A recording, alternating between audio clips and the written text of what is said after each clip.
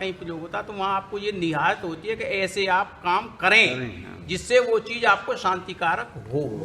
आप यही ना कहें कि हे परमात्मा मुझे ये शांति दे दे, इसमें सब चीज में तो शांतिदायक के लिए ऐसा आप प्रयत्न करो,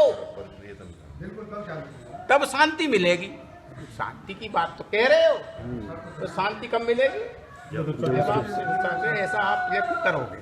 तो इसमें भी ये सैन पितेव सूनवे अग्नि सुपायनोभव सचस्वा ना स्वस्थ से इसमें प्रयोग हुआ परमात्मा के से ना हमारे पिता इव पिता की तरह, सूनवे अग्नि वो पुत्र को, सूनवे में अपनी संतान को, अपनी प्रजा को जैसे पिता अच्छी शिक्षा प्रदान करता है। अब देखो उल्टा कर दिया इसने, यहाँ तो उपमा में जब दिया पहले पिता को रख दिया, जबकि रखना चाहिए तो पहले परमात्मा को। भाई साहब परमात्मा को क्यों नहीं रखा? कि परमात्मा से तो ये प्रार्थना कर रहा है ये कह करके कि जैसे पिता अपने पुत्र को शिक्षा दे करके उसे ज्ञान प्राप्त कराता है, उत्तम ज्ञान प्राप्त कराता है, वैसे ही सुपायनो भव मुझे भी वो जो ज्ञान है उसको मुझे दीजिए, प्राप्त कराइए। सचस्वा न स्वस्थिरे, जिससे मैं उस ज्ञान के साथ संयुक्त हो जाऊं। सचस्वा माने संयुक्त हो जाऊं, स्वस्थ अपने कल्याण के लिए। कहता है हे परम पिता परमेश्वर, वह मुझे ज्ञान जो इस संसार के सुखों और संसार के धन की पूर्ति कराता है, उस ज्ञान से मुझे संयुक्त कर दीजिए। तो यहाँ ऋषि दयानंद कहते हैं कि इसके लिए आप प्रयत्न करो। बात आ रही समझ में? नहीं, ये यह केवल ये प्रार्थना नहीं हो रही, उपासना नहीं हो रही। उपासना में क्या करता है? जीवात्मा उसके पास चली जाती है और उस जैसे गुण को धारण करती है। तो वहाँ ये बात हो रही है कि जैसे पिता अपने पुत्र को अच्छी शिक्षा दे करके उसे सुखी बनाता है, वैसे ही हे अग्नि, ये ज्ञान प्रकाशक प्रभो मुझको भी ज्ञान दे करके, जो ज्ञान सुख और संसार के सभी सुखी पदार्थों को प्राप्त कराने के लिए कारण है, उस ज्ञान को मुझे भी प्राप्त कराइए। यहाँ ये इस मंत्र में इसकी व्याख्या हुई। सतः न पितेव पिता इव है, ये पिता इव मन तरह, जैसे पिता की तरह करो। जैसे पिता अपने पुत्र को सभी ज्ञान दे देता है कि बेटा ऐसा करना जिससे तू सुखी रहेगा, तो वही उसी ज्ञान को मुझे भी आप परमपिता परमेश्वर, मैं आपका पुत्र हूँ और आप मेरे पिता हैं, उसी ज्ञान को मुझे प्राप्त कराइए। तो एक इसमें जो शब्द बहुत बढ़िया शब्द प्रयोग हो रहा है वो हो रहा अग्नि। अग्नि जो शब्द है ये भाई साहब जितने भी परमात्मा के नाम हैं, ओम तो मुख्य नाम है, और ओम के नाम जब ऋग्वेद शुरू हो रहा है तो सबसे पहले अग्नि को प्रयोग करता है। ऋग्वेद में सबसे पहले अग्निमीड़े पुरोहितम हो रहा है ना। तो इसका क्या मतलब हुआ कि ये संसार का सब जितना भी कुछ है वो अग्नि में है। वही बात समझ में आ रही है कि संसार का सब कुछ पदार्थ है वो सब अग्नि में है।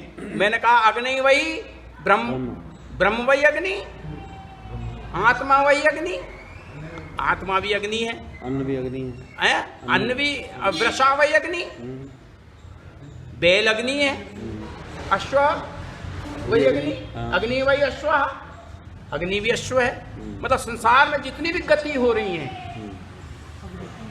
वो सब अग्नि है। तो गति कैसे हो रही है? परमात्मा से हो रही है। परमात्मा का सारा जो सामर्थ्य है, देखो निरुक्त ने तो एक बहुत बड़ी बात कही। निरुक्त कहता है ये रथ भी अग्नि है।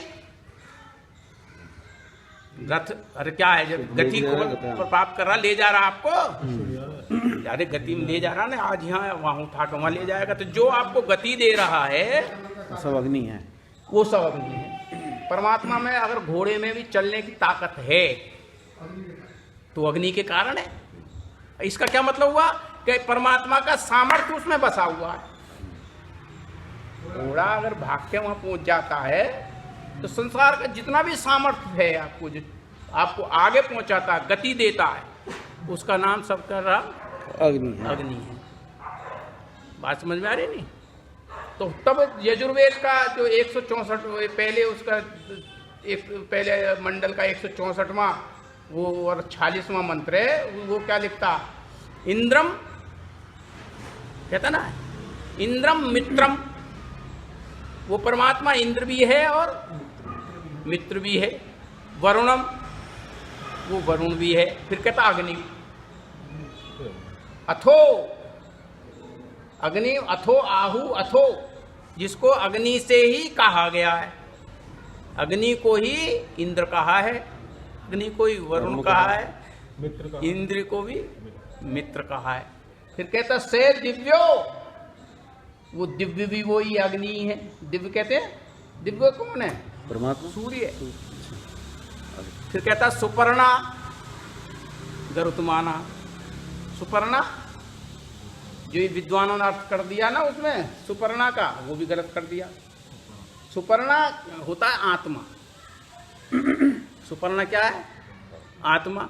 और सुपर्णा क्या है? परमात्मा। तो जब परमात्मा की यहाँ गिनती हो रही है तो यहाँ परमात्मा को आत्मा शब्द प्रयोग क्यों जाएगा? नहीं, परमात्मा परमात्मा तो सभी आ गई है भाई साहब, ध्यान समझ रहे थे जी। द्वा सुपर्णा सयुजा सखाया, दोनों सुपर्णा है, आत्मा भी और परमात्मा। तो क्यों? परमात्मा स्वयं आत्मा एक अपनी, परमात्मा तो सबकी आत्मा है। तो यहाँ जो सुपर्णा प्रयोग हुआ है वो आत्मा के लिए हुआ, और आत्मा जो शब्द प्रयोग हुआ वो परमात्मा के लिए प्रयोग हुआ है। इस बात का ध्यान रखना। जबकि उसका ये विद्वान लोग जब उसका अर्थ करते हैं, जैसे मनुस्मृति में अर्थ किया उसने सुरेंद्र कुमार ने, तो वहाँ परमात्मा का कर दिया। आत्मा को ही परमात्मा समझ, बस वहाँ जो अर्थ आएगा वो आत्मा आएगा। फिर गरुत्मान, गरुत्मान लिखा उसको, गरुत्मान परमात्मा के हैं।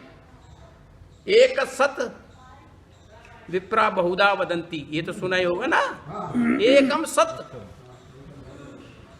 एकम सत विप्रा बहुधा वदंती अग्निम, वो अग्नि जो अग्नि है उसको कह रहा है। इन्होंने गलत अर्थ लगा लिया। एक ही जो परमात्मा है उसको विद्वान लोग अलग अलग तरह से पुकारते हैं। ये अर्थ नहीं बनता यहाँ इसका भाई साहब। जो एक ही संसार को प्रकाशित करने वाला रूप अग्नि है, यह शब्द प्रयोग अग्नि के शब्द के अर्थ हैं। ये जो अर्थ हैं ये परमात्मा के अर्थ नहीं कह रहा। अग्नि जो शब्द प्रयोग हुआ है, चूंकि अग्नि पहले भी हो चुका है इसमें, अग्नि आहु लिखा है ना। थो जब इंद्रम मित्रम वरुणम हम कह रहे हैं तो वहां भी तो अग्नि प्रयोग हुआ, वहां भी अग्नि आ गया, यहाँ भी अग्नि आ गया। तो दोनों जगह अग्नि आया तो दोनों का अर्थ अलग अलग हो जाएगा, नहीं हो जाएगा? यहाँ कह रहा है जो शब्द है अग्नि, जो उस परमात्मा का नाम अग्नि है, उसके ही ये सारे नाम है। बात समझ में आई नहीं आई?